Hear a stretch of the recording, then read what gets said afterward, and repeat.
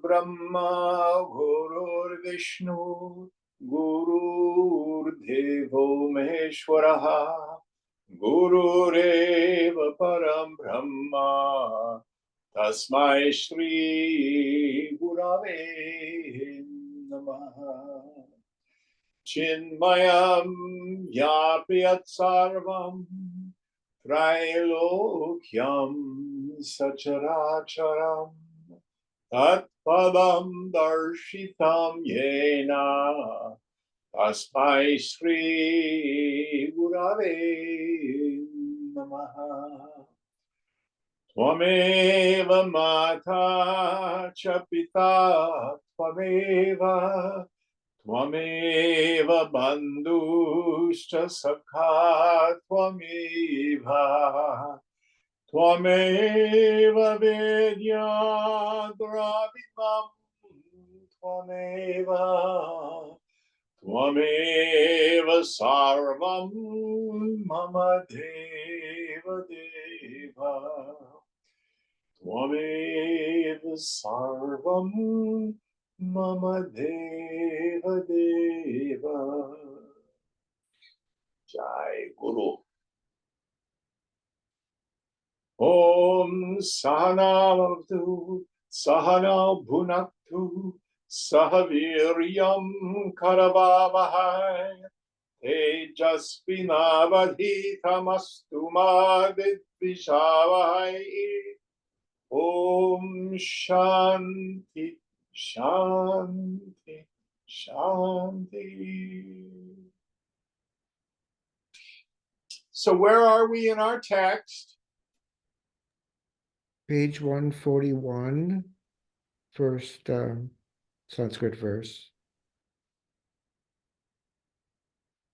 Will you help us out, please, Aditi?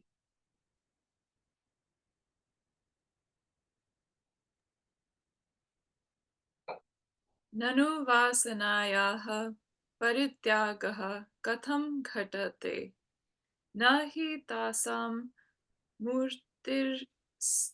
murtirasti yena samarjani samuhita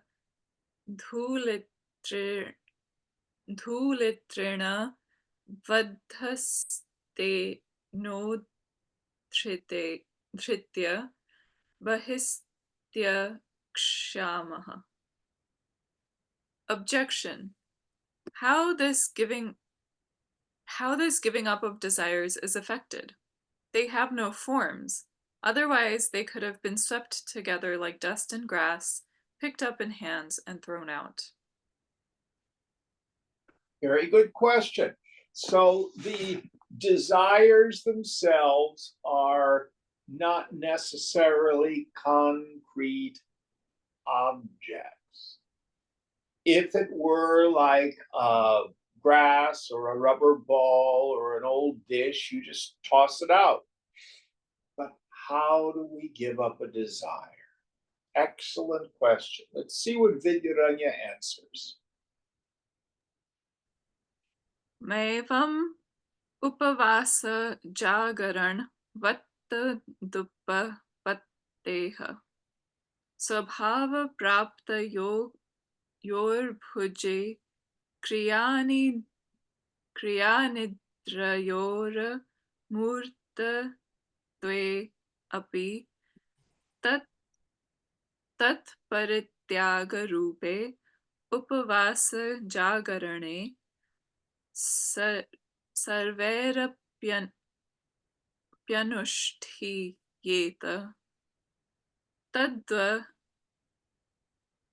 tadvadatrapyastu. Reply. It is not so. It is possible like fasting or foregoing sleep. Eating and sleeping are natural activities of life.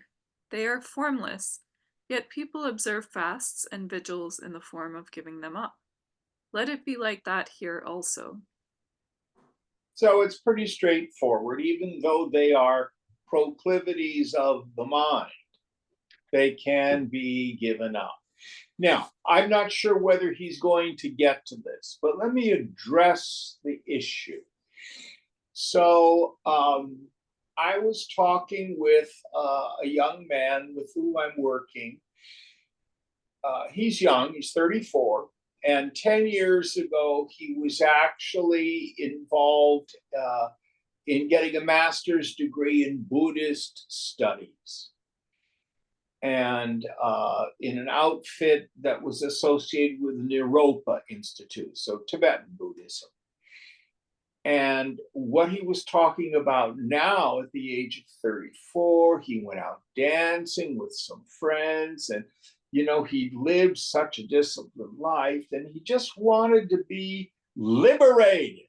So when he came home from being out dancing with some friends, he smoked some cigarettes. I thought that was fascinating. He just wanted to be able to be free. And my insight for him was probably much of your renunciation that you did as a youth was done out of a moral idea. It is a good thing to give up desire. It is a good thing. It will help me towards enlightenment if I don't do all these things. Does this sound familiar? Mm-hmm. Yes? No? Yes. Well, what does Lord Krishna say about this? Lord Krishna says, the person who gives up the objects of desire but allows the desire to remain behind is verily a hypocrite. But their desire leaves them upon seeing the Supreme.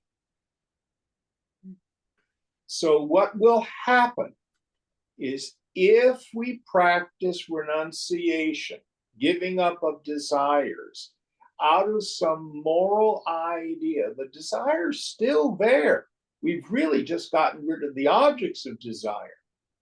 And in the end, we will still have the restlessness, the discontent, and we want liberation from it. And our minds say, let me go out and do drug, sex, rock and roll. That's what's going to be the answer. I want to be free. But we do want to be free. So my viewpoint is real renunciation happens only through deep insight. We have to continue to meditate on, be observant to what does it feel like to want things I don't have. Vedanta says that's the essence of suffering. The ego says the way to deal with that discomfort, that discontent, is to get what I want. And yoga says you can do that if you wish, but if you pay attention, these are the things you're going to see. First of all, the experience is temporary. It's finite. It may or may not deliver the good that you desire. And the worst part about it, it's like pouring fuel on a fire. It only makes us want stuff more. It increases the suffering of kama, of craving. So we have to fundamentally see that it's the craving itself that is the dukkha, that is the suffering. They're the same thing. They're the same thing. Then and only then do we develop the desire to be free from desire. Well, isn't that another desire? Yeah. But in the end, it's a desire for something real, which is the subject. That's what Krishna meant by their desire leaves them upon seeing the Supreme. Their self is something real, and it's always there, always available, and infinite. Now, for those of us who may be familiar with the 12-step approach to dealing with addiction and alcoholism. So in that particular tradition, we have a condition that we call being a dry drunk. This is a person who's quit drinking out of willpower. And the underlying mental problem, restless, irritable, and discontent, is still there. What they don't see is alcohol wasn't the problem, alcohol was the solution. It's just a solution that doesn't work. Or at best works temporarily.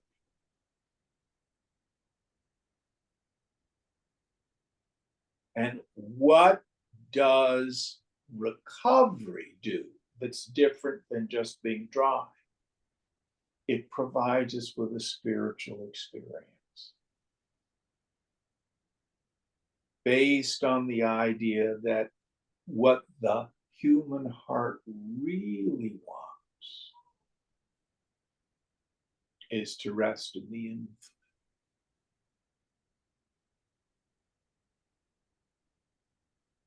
Then the world leaves us. We don't need to leave the world.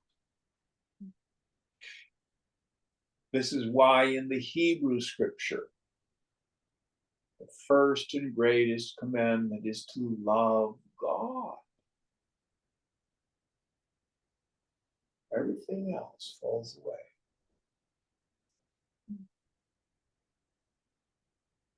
All right, next verse.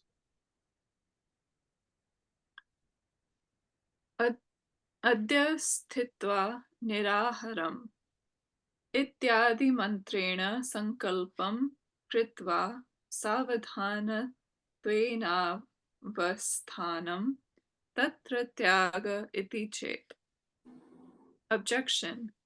In that case, staying carefully after taking the vow by muttering up the formula, passing this day without food, etc., is known as keeping fast, giving up eating. That's all. I'm not sure I understood that. Read it again, please. In that case, staying carefully after taking the vow by muttering up the formula, passing this day without food, etc., is known as keeping fast, giving up eating. Okay.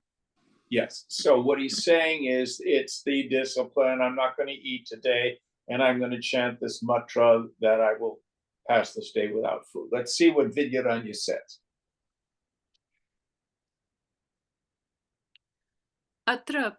Atrapi na taddan nivaritam preshamantreణ sankalpya pramatattvena shakyatvat. Vedic mantranadhikarinam tu bhakya sankalpo astu. Yadi tatra shaka supodhanadi sannidhi tyaga starhatrapi srachanda navanita sanidhi parityago astu. Atha tatra bubhuksha nidralayas nala Puksha nidrala syadi vismarakeha Purana Shravana Deva Pujan Nritya Gita Vaditradi Bhishchitta Mupalaleta Tarhyatrapi Maitradi Bhista Dupalalayet Maitradayascha Patanjalina Sutritaha Maitri Karuna Muditopekshanam Mukha Dukha Sukha Dukha Punya Punya Vishayanam Bhavanat Shchitta Prasadanam iti. Reply. In this instance also, that is not prohibited by a rod. It is not impossible to stay alert, having taken the vow, uttering the Praisha formula. Those who are not entitled to pronounce the Vedic formula, let them take the vow in their language. If in that instance contact with rice, soup, vegetables, etc. is shunned, let in this instance also the contact with flower garlands, sandalwood paste, and women be shunned. If in that instance the mind is caressed by the study of the Puranas, worship of gods, songs, dances, and musical instruments, in order to keep it oblivious of hunger, sleep, and indolence, then in this instance also the mind should be caressed by the thoughts of friendship and the rest. Friendship, etc., have been composed by Patanjali thus: friendship, mercy, gladness, and indifference, being thought of in regard to subjects, happy, unhappy, good, and evil, respectively, pacify the chitta, or the mind. So to sum it up, to take it to the point of it, here what Vidyaranya is saying, that the way to, practically speaking, deal with the issue of the repeated arising of a desire is through holy company, friendship, sadhusangha, and thought replacement. Now we have this notion in the West that somehow there's relief if we vent. I have some issue, I'm angry at such and such and so and so, I've had this terrible tragedy. A burden shared is a burden lightened. That's a very low level of practice. And if we get deeply engaged in that, all we do is continue to reinfect the mind with the same trauma. What Vidyaranya is saying is, at some point, we have to turn away. Werner Erhard in the old S training used to say, understanding is the booby prize. So you may discover why you have a particular klesha, a particular defilement or affliction. But that doesn't make it go away. What we have to do is behavior modification and thought replacement. Now, most of us don't have a lot of control over the first thought as it arises, but we have far more control over the chain of thoughts that arise. And I have friends who can spend an entire morning reviewing their misery.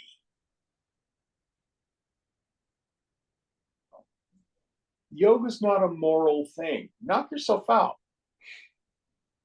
But that's certainly not going to bring you happiness or peace.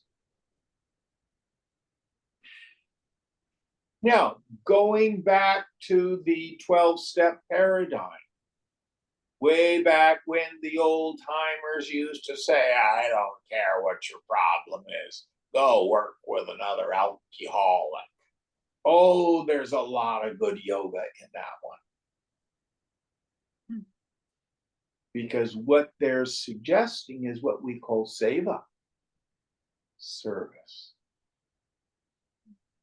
Best way to get out of ourselves with a small s is to serve another. It's incredibly powerful. Take an interest in the suffering of another human being. Or turn your mind to reading scripture, spiritual stories. For a Hindu, stories about the gods, the great spiritual heroes in the Puranas. For a Westerner, there are other things we can turn our minds to. Inspirational literature.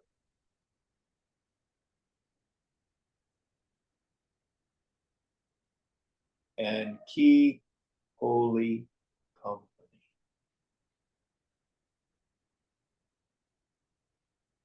Hang out with other people who are fellow travelers on the path.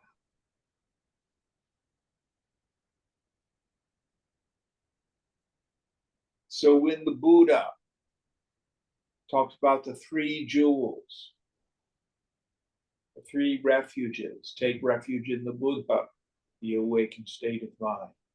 Take refuge in the Dharma, the path to liberation. The third one, take refuge in the Sangha, the company of fellow travelers in the spiritual life. The great sage Paramahansa Yogananda had a wonderful saying. He used to say, environment is stronger than will. If you spend all your time with people involved in boga, their view of the world is more, better, different, bigger car, fancier house, better clothes, more money, better title.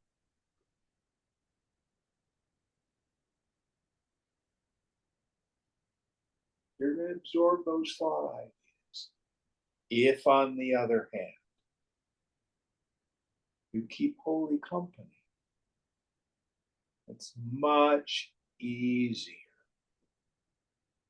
Now, back to this idea of how powerful these desires can be, even when we know better. One of my favorite sayings from the Christian scriptures is something that St. Paul wrote in his letter to the Romans. I do not do that which I would do, and I do that which I hate. Therefore, it is not I that do it, but sin that is lodged in my limbs. His word for vasana was sin. These deep, deep, strong urges. So I do not do that which I would do. I want to have discipline. I want to practice on a daily basis. I want to be kind to people. I want to be forgiving, and I can't do any of it. And then I do that which I hate. There I screamed and yelled at the person I loved the most again. I looked at my stock portfolio and I was filled with fear again. I do. That which I hate. So this is where Ishvara Pranidhana, trustful surrender of God, becomes incredibly valuable. A very effective practice is to do a bit of psychological inventory. What are my major kleshas? Do I have control issues? Am I filled with fear about the future? Am I afflicted by lust? Do I have a need to be right?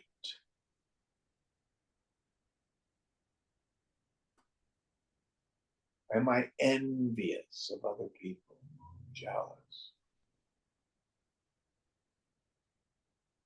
If we can identify 2 or 3 of these in the morning, in our prayer and meditation, we can say to our Ishta Devata, God as you understand God, today, free me from self-pity, free me from anger, from fear.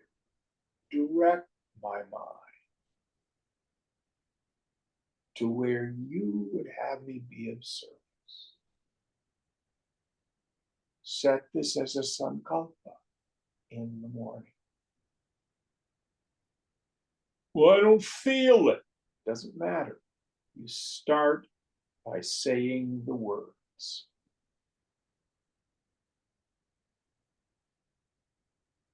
Start by saying the words. And again, Vidyaranya says, you don't have to know Sanskrit and no fancy mantras. You can set forth your intentions in your own language.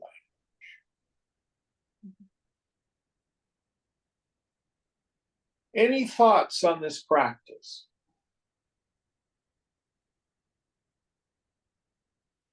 When that first thought arises, I see you for what you are. Jao, get out.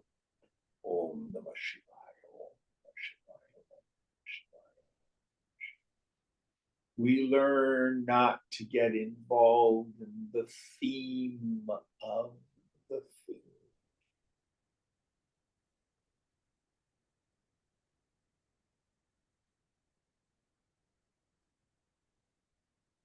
Any thoughts on this?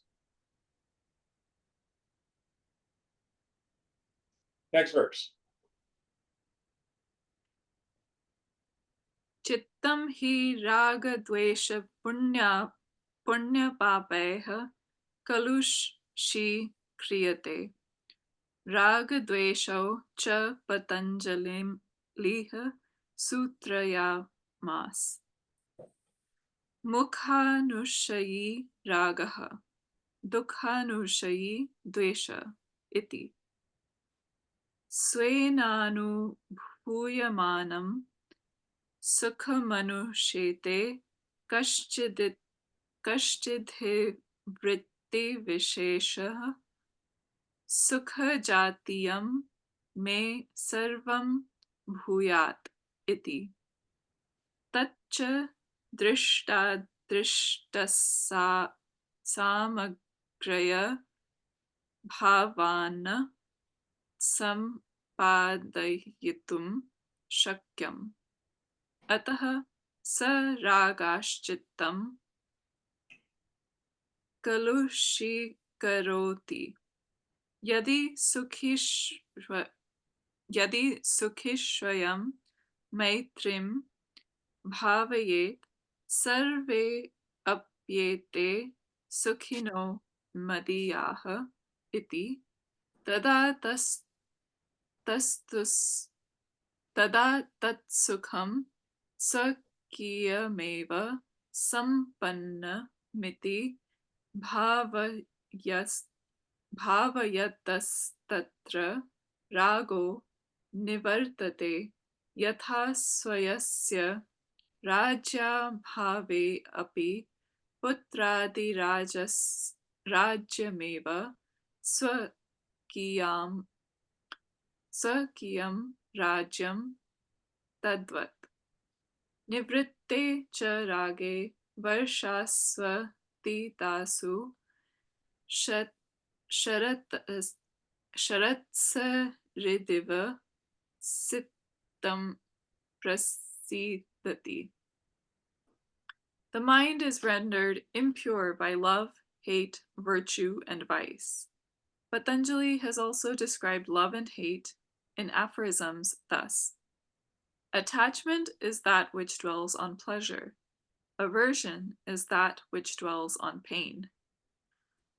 A certain mental transformation in the form of all that is of the nature of pleasure be mine arises when one experiences pleasure, which dwells on the pleasure itself.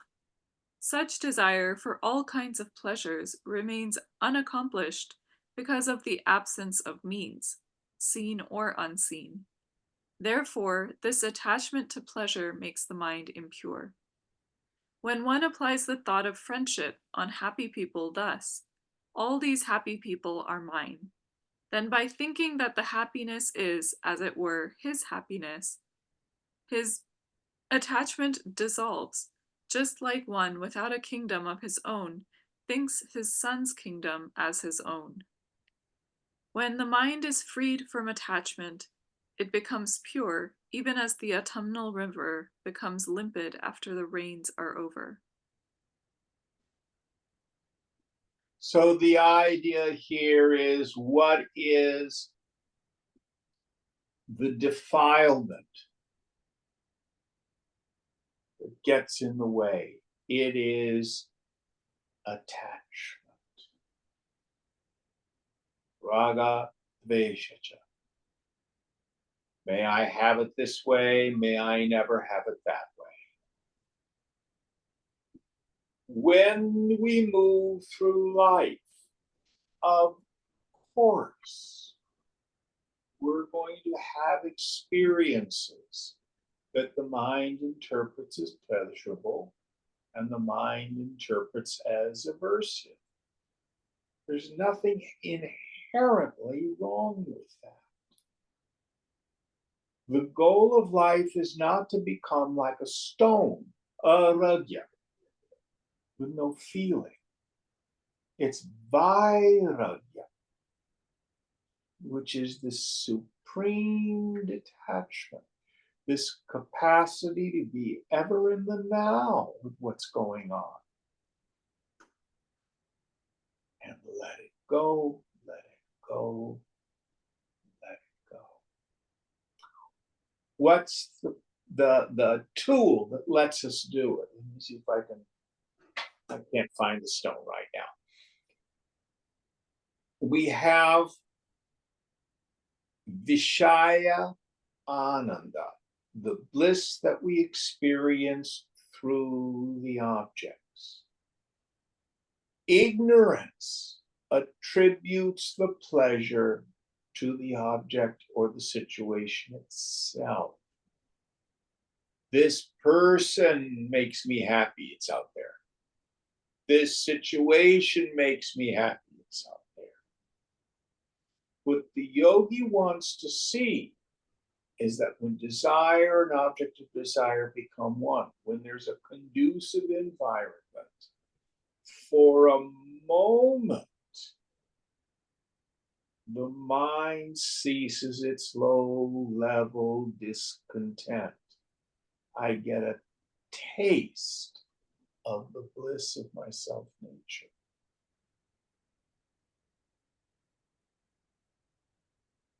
The world isn't bad. The world is shunyata, void.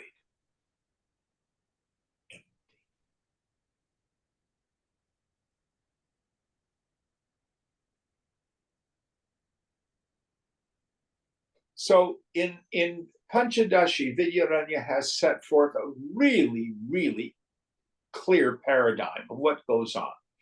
We've got two layers of sankalpa, of projection. The first is Ishwara's Sankalpa. So you and I didn't create the black hole at the center of the Milky Way galaxy. You and I did not create the speed of light or the Andromeda galaxy. This is Ishvara's Sankalpa. But you tell me, is the speed of light good or bad, just or unjust? It just is. So is every form in the phenomenal world. Then there's a secondary overlay that your mind and my mind superimposes. This person is so nice. They're good to me. They tell me how important I am. This person is not nice. They won't even pay attention to me. This politician is good because he agrees with me. That politician is bad. They don't agree with me. This is all the superimpositions of my.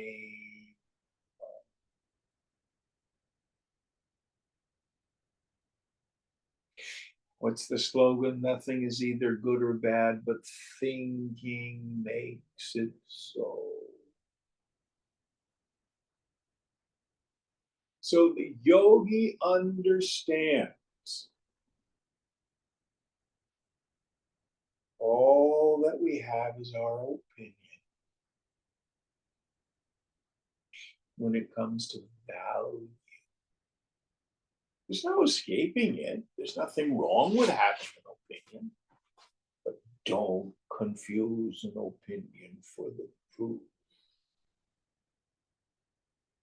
What's the truth? Sarvam Kalvidam Brahma. It's all Brahman. Brahma Satyam Jalanmitya. Brahman alone is real. All the names and forms, Mithya. Just projections, just illusions. Now, one of the other things that's important to understand is what I call the ruthless rule of the mind. The mind will return to the experience that's given it the greatest joy. Can't help it. It's its nature. And if the Vishaya, if the sense objects have given it the greatest joy, all our good spiritual ideas don't amount to a hill of beans. We're still going to want the world. So two things have to happen. We have to first see that it's the wanting itself that is the suffering. And secondly, we have to cultivate a non-mediated experience of the bliss of Brahman. We have the bliss of deep sleep, Vasanananda. No pain. Everybody loves it. We have the joy that we experience through the objects of the world, Vishayananda. Then we have those moments of deep peace and contentment when we're a mature meditator. Brahmananda. Brahmananda Rasa Swad, as Vidyaranya has said in Panchadashi. Swad means to taste. Rasa means juice. Taste the juice of the bliss.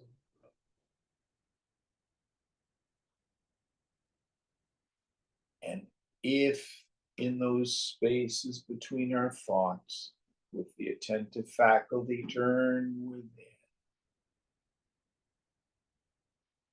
We do our best to drown the mind.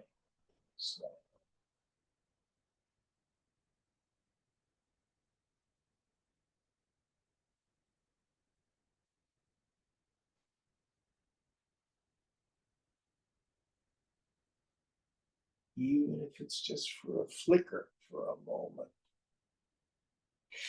Then the ruthless rule of the mind becomes our friend. That same passion that drove the mind into the world, more, better, different, now says, oh, that bliss, it was so wonderful. Let me do it again. Let me go back there again. Oh, I can't. It's not available. Why is it not available? Attachment for the world. Okay. Then I developed the yoga balam, strength of yoga. Enough of the world.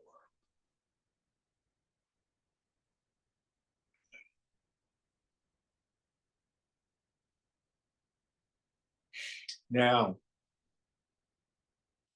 this delusion, this belief in the concrete reality of the world and its joy giving and misery producing qualities comes about by Maya,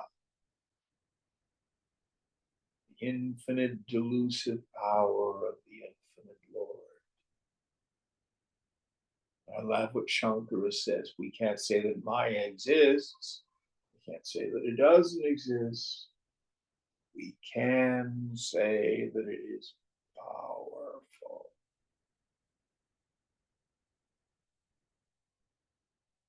So even though we know better, at times the mind may still extrovert into the world. No blame. But I love what Shankara says, at least don't embrace a rotting corpse thinking it's a beautiful bride. At least know what's happening when your mind extroverts into the world. Watch, pay attention. It is possible to cross over mind. Any thoughts on this? Next verse.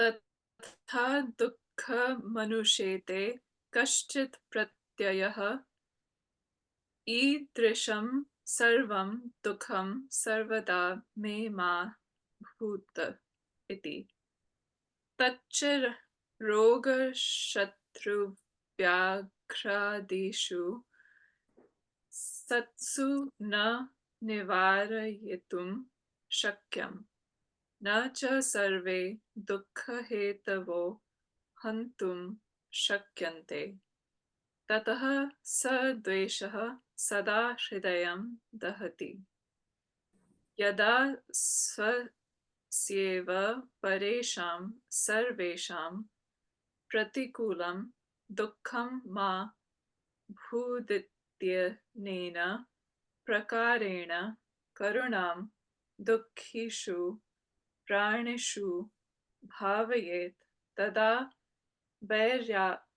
वैर्यादिद्वेष निवृत्तौ चित्तं प्रसिद्धति अत एव स्मर्यते प्राणा यथात्मनो अभीष्टा भूतानामपि ते तथा आत्मौपम्येन भूतानां दयां कुर्वन्ति साधवः. In the same way, there is some peculiar transformation in the form of never all such pain be unto me, which dwells on the experience of pain. This experience of pain cannot be stopped so long as there exists disease, enemies, and tigers, etc. Nor can all the causes of unhappiness be destroyed. Therefore, that hate burns the heart all the time. When one thinks that, like my unhappiness, all other people's unfavorable unhappiness may not be, and in this way feels compassion for all miserable creatures, then the hate towards enemy, etc., dissolves, and the mind becomes pure. Hence, the Smriti has it thus: life is as dear to other beings as it is dear to me. The benevolent take pity on all beings, treating them equally with their own self. From the Mahabharata. So let's kind of reduce it to the elements. Many of us struggle with deep resentment, deep hurt, and we can't seem to let it go. So we have what the Buddhists call ill will toward another. And the way through is with what I call the compassion exercise. So let's go through it briefly now. Bring to mind someone in your life history that hurt or harmed you, that you've been angry at, that you have a deep resentment. Then what did they do? Did they say an unkind thing? Did they ignore you? Did they cheat you? Did they hit you? Did they not give you what you wanted? Whatever it is, then what we want to do is look to our own behavior. Have I ever done anything similar that hurt or harmed another? Chances are we have. When I have hurt or harmed another, why did I do it? Frequently it was ignorance. Sometimes we do things that hurt people, which is very different than doing things to hurt people. So maybe, like myself, the other person is just ignorant of the effects of their behavior. Sometimes I've lashed out, or I've cheated or lied or stolen. When I did those things, why did I do it? Well, if you're like me, I was either hurt or frightened. Even greed is a form of fear. If I've lied, it's a form of fear. Hurt people hurt people. The old slogan. So once I can begin to see, no, I'm not an evil person, I've just been a damaged person. And from that, I have done hurtful and harmful things. Now you know why the other person is doing what they're doing. This is in no way to condone bad behavior, but it gives us an understanding. They, like ourselves, are spiritually sick. I've been identified with ego. I've been contracted. I've done things that I'm not proud of. If I'm foolish, I'll justify and rationalize. They deserved it. I was just teaching them a lesson. I have a right to get back at people. Nonsense.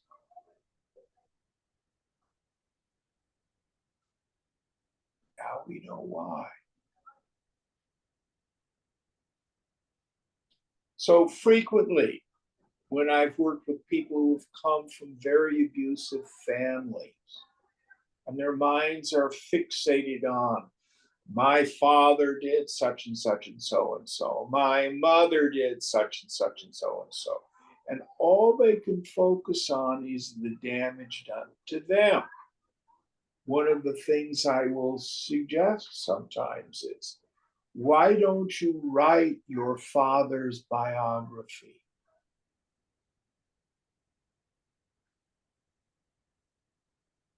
Then you see, oh my gosh, they came from an abusive household. They were miserably poor as immigrants.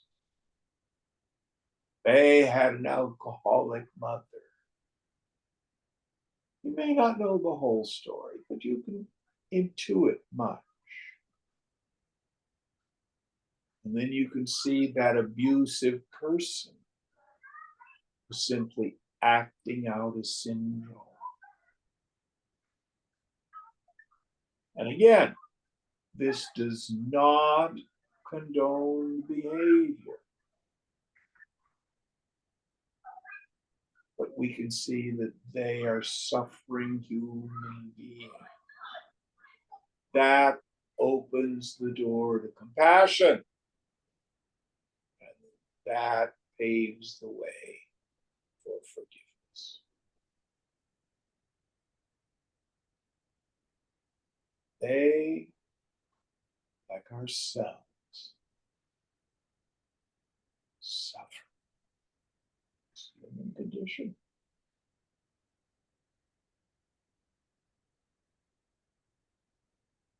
Now, the other piece that Vidyaranya is talking about, the nature of being in the body, is things will hurt, things get broken, people we care about die or leave, things we think that are important.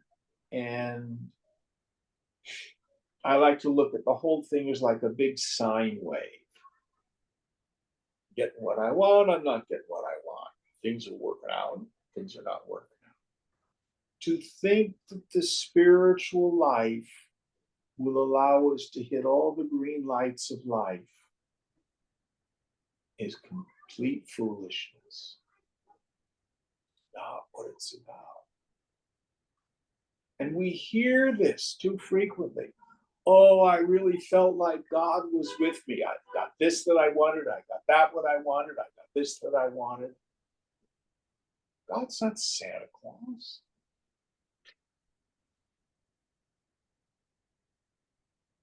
We get the inevitable results of the force of our past actions. If over lifetimes you have accrued punya, merit, meaning you've lived with compassion, with generosity, with kindness, with forgiveness, with mercy, that stuff comes back. Pathetically, if because of fear and pain, we've done some not so nice things,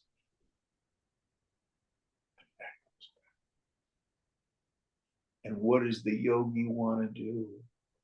Always take responsibility for our karma.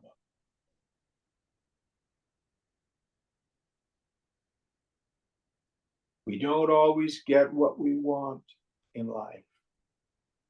Listen carefully. We also don't always get what we need. What we do get is the inevitable result of the force of our past actions, much of which was done in deep ignorance. We're never being punished. Or to put it another way, we're never punished for our sins, but we're frequently punished by our their sins. Someone goes out Friday night and drinks a whole lot. They wake up Saturday morning with a hangover. And their friend says, "How could you have been such a fool?" They're not being punished for their sin. They're getting the inevitable result of the force of their past action. They're being punished by their sin.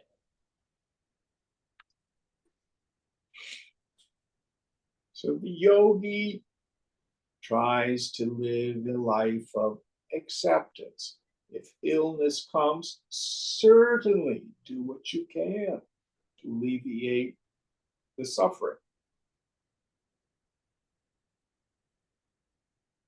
But on the interactive level, if we've hurt or harmed another person, reconcile with them. If we've been wrong, admit it. Try to make it right. Can't change the past, but we can clean up a whole lot of it. I have students who've come to me and said, "Oh, I'm not talking to so-and-so." Dumb, dumb, dumb. If there's an upset in a relationship, understand this frame. People have done hurtful things because they too are hurting frightened. Do our best to reconcile. Always.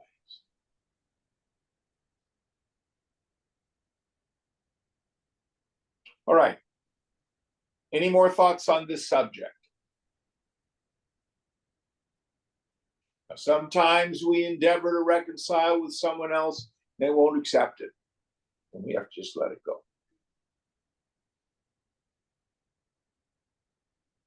And we don't want to be spending time practicing, again, what the Buddhists call ill will.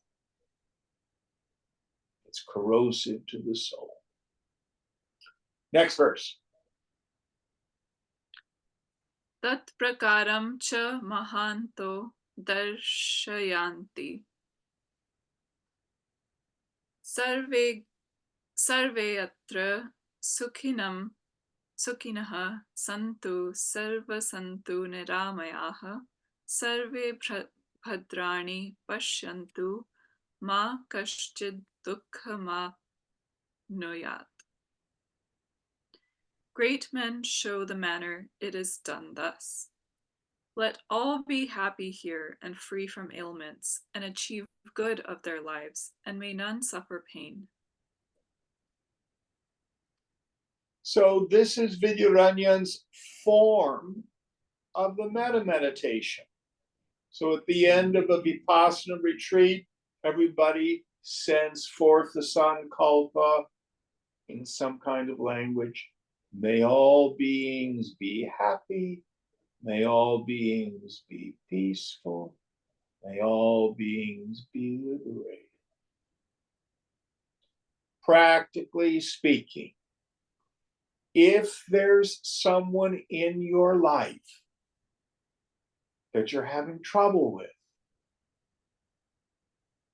pray for them for 30 days.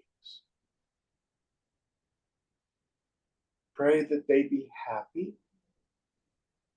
Pray that they be peaceful. Pray that they be God conscious, free. Well, Jim, I don't feel it. I mean, the words just stick in my throat. I can't say that about those people. I don't believe it. I don't feel it. It's okay. We start by just saying the words. I got this wonderful insight from Puneet several weeks ago. He was talking about the Sanskrit word tra, which means a vehicle, something that makes something happen. And so a mantra is a vehicle for the mind. The words carry the mind. So that's why if we start by just saying the words, do it every day. And if the negative thought arises, go back to the blessing prayer. In time, the mind will follow. This is why I'm so keen on the Tibetan practice of Tonglen. It's somatic. You use the body. You breathe in the suffering. You breathe in the ill will. Transmute it. You breathe out peace. You breathe out healing. You want to frame it. If you want to know how to do that, go to Pema Chodron on YouTube or Google, and then type in Tonglen, Tonglen. She has a wonderful little instruction on it. It's a great, great practice. Does it help the other person? Ideally, we think it does, but I tell you, it'll help you. The yogi cannot progress living a life of deep resentment, deep anger. Have to move through it. All right, one more. Tathahi praninaha swabhavat eva punya nanutishtanti papam tvanutishtanti tadahuha punyasya phalamicchanti punyam nechanti manavaha na papa phalamicchanti papam kurvanti yat yatnataha iti. For people by nature do not practice virtue, but indulge in vice. It is said thus: people like to have the fruit of virtue, but not virtue. They perform evil with great care, but do not wish to have its fruits. Source untraced. Oh, very interesting maxim. People want the fruits of virtue, but they don't want to be virtuous. I want to be wealthy, but what I want to do is lie, cheat, and steal to get the money.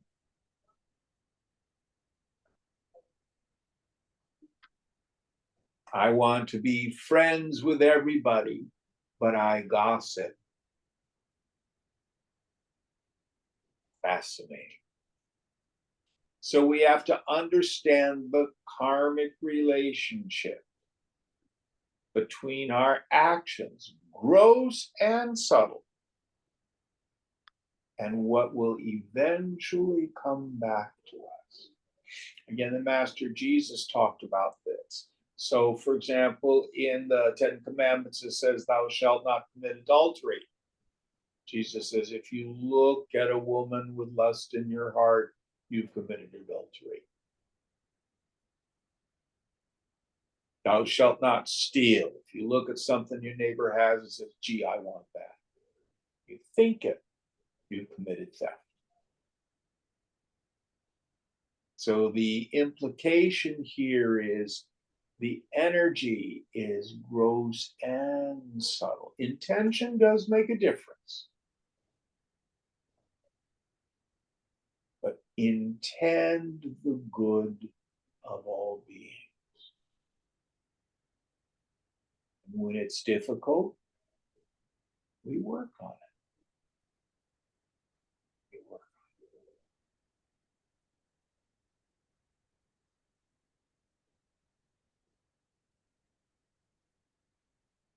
it. All right. Any thoughts? We'll end here. What verse are we on for next week? We're on the second verse of page 145. All right. Om Purnamada Purnamidam Purnat Purnamudachyate Purnasya Purnamadaya Purnameva Vashishyate. Om Shanti Shanti Shanti. Hari Om.